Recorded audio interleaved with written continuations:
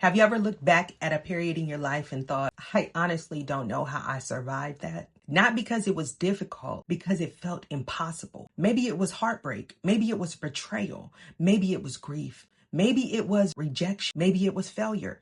Maybe it was losing someone you loved. Maybe it was growing up in an environment that constantly made you feel like you weren't enough.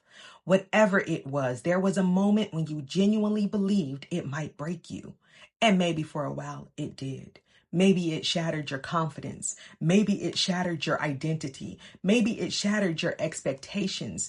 Maybe it shattered the version of yourself that existed before the pain. But today I want to talk to you about something that's fascinating, because sometimes the thing that breaks you is also the thing that transforms you. And that sounds strange because nobody wants pain. Nobody volunteers for suffering. Nobody wakes up hoping to be tested. Yet when you look at human beings throughout history, we see something remarkable. Human beings are incredibly adaptable, far more adaptable than most people realize. In fact, one of the most misunderstood things about adversity is that adversity doesn't automatically destroy people. Sometimes adversity develops people. Now, before we go any further, let's be clear. Not all pain creates growth. Pain by itself doesn't guarantee wisdom. Pain by itself doesn't guarantee healing. Pain by itself doesn't guarantee transformation. Some people experience pain and become bitter. Some people experience pain and become fearful. Some people experience pain and become stuck. So the real question isn't, does adversity change people? Of course it does. The question is, why do some people grow while others remain trapped? Let's talk about it. One of the biggest myths people believe is that resilience means avoiding pain. That's not resilience. Resilience is the ability to continue adapting despite pain. Think about that. The strongest people are not the people who never struggle. The strongest people are often the people who learned how to function while carrying things they never asked for. This is why adversity can become such a powerful teacher, because adversity forces awareness. When life is comfortable, many people stay the same, but hardship forces questions. Who am I? What matters? What doesn't matter? What am I capable of? What am I willing to tolerate? What do I need to change? Pain forces reflection, and reflection often becomes the beginning of transformation. Now let's talk about identity, because this is where many people get stuck. When something painful happens, it doesn't just affect your emotions, it affects your identity. Think about how many people begin describing themselves through what happened to them. The abandoned person, the betrayed person, the rejected person, the victim, the failure, the black sheep, the outsider, the person who didn't belong. At first, this is understandable. Painful experiences often become part of our story. Yes.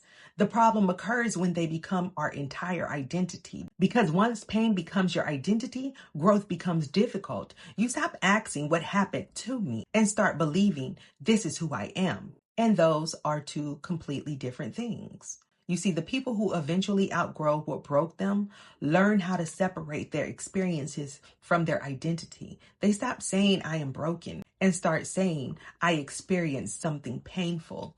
That's a powerful shift, you see, because one creates permanence, the other creates possibility.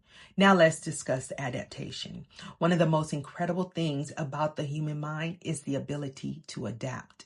People adapt to circumstances they once thought would destroy them. People adapt to losses they thought they never could survive. People adapt to challenges they once believed were impossible. And it's not because experience wasn't painful, because adaptation is part of being human. Think about everything you've survived already. Things you've cried over, things you feared, things you thought would ruin you, and yet somehow you're still here. That's adaptation. That's resilience. Not perfection, not invincibility, but adaptation. Now here's where things get interesting. The very thing that once caused pain often becomes the source of your wisdom. The person who experienced betrayal becomes better at recognizing character. The person who experienced failure becomes less afraid of risk. The person who experienced rejection becomes less dependent on approval. And the person who experienced hardship develops perspective. perspective. This doesn't mean the experience was good. It means growth emerged from it. And that's the important distinction. Growth doesn't justify suffering, but growth can emerge from suffering. Now let's talk about post-traumatic growth. Most people have heard of post-traumatic stress.